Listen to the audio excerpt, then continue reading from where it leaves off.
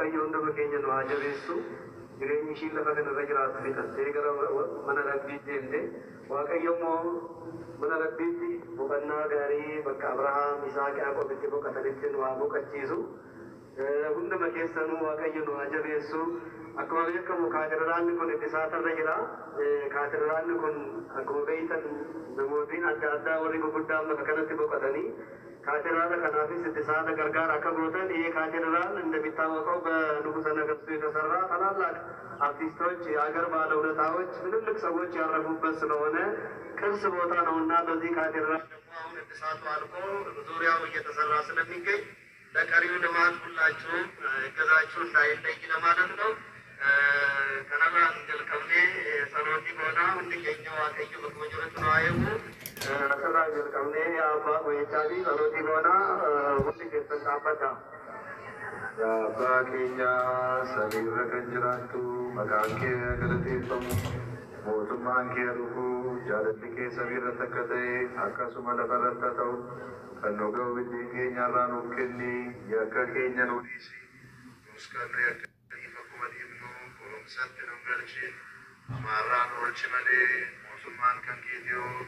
Unes, Naranis Manabaraname, Nagai Gama Gabriel Kuluda, Kifti Dubaro Maria, Nagasi Jenna, Yadaki Durba, Okedi Dubaroda, Yadauta, Nagan Sipatu, Dubato the Kisakane Pamtera. Jika demi sakit sekali pembedo, kama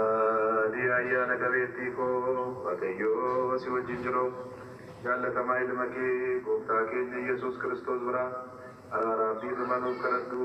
bukan jalan dikeno akul kulesu, mabara tame.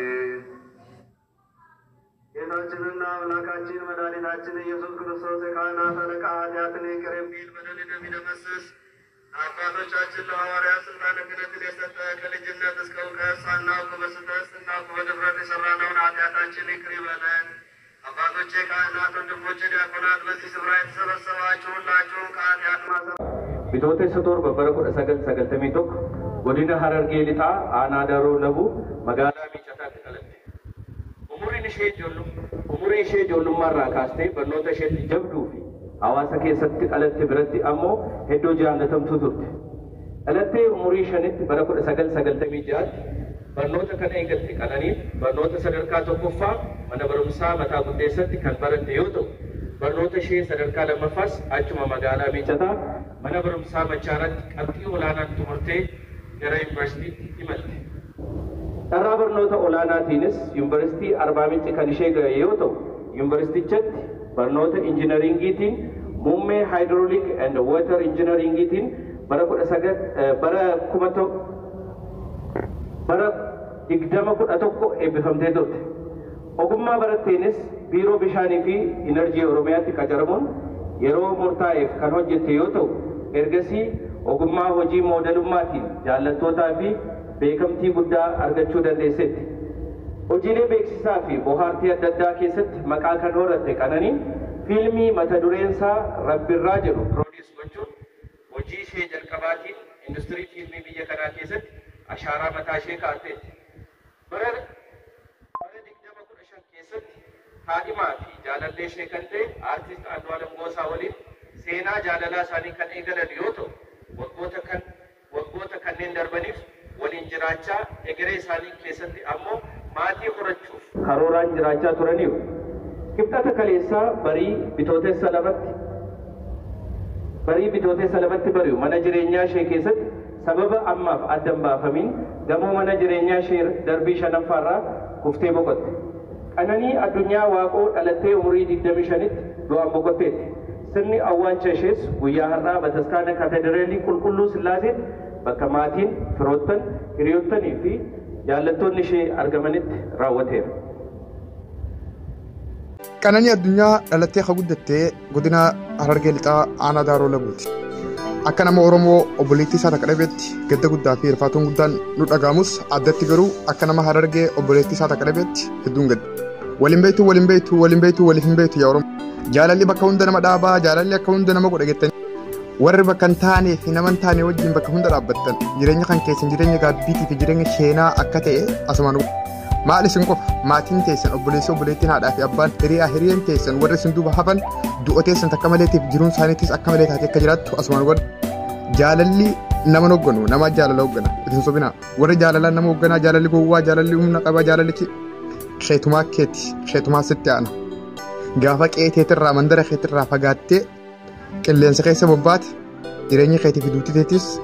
qe'ee fi nama keetirraa fagaattee jireenya qilleensa bobbaa taatee jechuudha duutii teetis kanaaf dhaamseen dhumarratti obboleeyyan kiyya kabiraatiif qabu yoo jiraate warra jaalalli mo'ataadha jaalalli injifataadha jettanii buxul jettan hegereen teessan hegeree qananii addunyaatiin garaagarummaatti akka kan qabne siiriyeesii jala mureessanitti mun barbaada hubaddaa gareen gaddummaa fi gosummaan jaaramte dubbii tana jalliftanii warra gantaa fi gosa keessanii iyyitan isarraa dhimman qabu hariir siiriyeesii dhugaa lafa jiru naasa jaalattuus jibbituus kasi baasu kasitti aanu kasiif poolisiin Finfinnee akkaataa du'a shamarree Qananii Addunyaa Waaqoo qorataa jiraachuu beeksise. Poolisiin magaalattii ibsa baaseen kutaa magaalaa Lammii Kuraa Aanaa Sadiim gamoo guddaasee kan turte shamarree Qananii Addunyaa Waaqoom darbii shanaffaarraa sababa hin beekamneen kuftee yeroo wal'aansa fayyaaf gara hospitaala Yaaneet geeffamtuun halkan naannoo sa'a 10tti duute jedhe. Poolisiin Finfinnee odeeffannoo erga argateen boodaan garee qorannoo gurmeessuun odeeffannoo teeknikaa fi tooftaa barbaachisaa ta'e walitti qabuuf gara iddoo sanaa deemuun qorannoo reeffaa dabalataaf gara hospitaala Minilikii erguu ibseetii jira. Yeroo shamarreen tun lubbuun dabartetti mana kan ture abbaan warra ishee artist Andu'aalam Gosaan poolisiidhaan to'annaa jala oolfamuun qoratamaa jiraachuu ibseetii jira. Poolisiin bu'aa qorannoo xumuraa uummataafis akka ifa godhuun beeksiseetii jira. አንዱዓለም ነው ራሱ ወደ ሆስፒታል ይወሰዳት ፖሊስ መጥቶ ለምርመራ እሱን ይዞት ሄዷል ከዚህ ውጪ በማህበራዊ ሚዲያ የሚሰራጩ ወሬዎች አሉባልታ ናቸው አንዱዓለምን ወደ ፖሊስ ጣቢያ ወሰዱት ቃሉን ለመቀበል ነው ሲል ራሱ አብራርቷል ጥንዶቹ በቅርቡ ትዳር የመመስረት እቅድ እንደነበራቸው ማኔጀሩ ለቢቢሲ ቀን እስከ ማታ የልደት ፎቶዎችን ሳነሳት ነበር ጠዋት መርዶ አረዱኝ በፎቶግራፍ ስራዎች ካፈራዋቸው ወዳጆቼ መካከል የቀኝ እጄ ምላት እህቴ ቀነኒ አዱኛ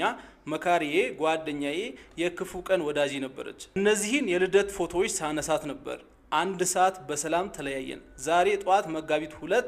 2017 ጧት ማረፏን አረዱ አንድ ቀን አልፈን ወደ ሞተችበት እለት ስንመጣ ደግሞ በዛ እለት ምንድነው የተፈጠረው ስለሚለው የአንዱዓለም ማኔጀር የነበረ ሰው የተናገረው ነገር እስቲ ሰምተን እንመለስ የአርቲስት አንዱዓለም ማኔጀር የሆነው ሌሊሳ እንድሪስ የአስከሬን ምርመራው በሚኒሊክ ሆስፒታል እንደሚደረግና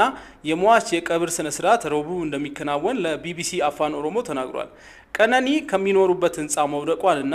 ንጋት 11 ሰዓት አካባቢ መሞቷን ሌሊሳ ተናግሮ አንዱዓለምና ቤተሰቦቹ ወድቃ እንዳገኙት አስታውቋል ሌሊሳ ንጋት 11 ሰዓት ስልክ ተደውሎ ቀነኒ ጉዳት ደርሶባት ሆስፒታል እንደገባች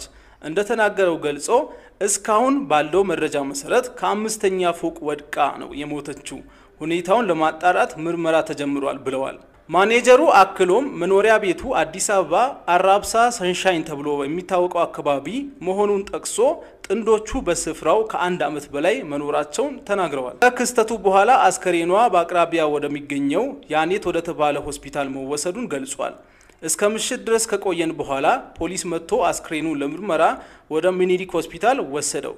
ቀጥሎ ሱሉልታ ወደሚገኙት ቤተሰቦቿ ተወስዷል አስከሬኑ ማለት ነው የቀብር ስነ ስርዓቷ አዲስ አበባ ይፈጸማል መቼ ነው የሚፈጸመው ለዚህ ነው ህይወትን የማላምናት ለዚህ ነው መኖር የሰው ስም ብቻ ነው የምለው ለዚህ ነው አለው ማለት ነውር የሚመስለኝ ለዚህ ነው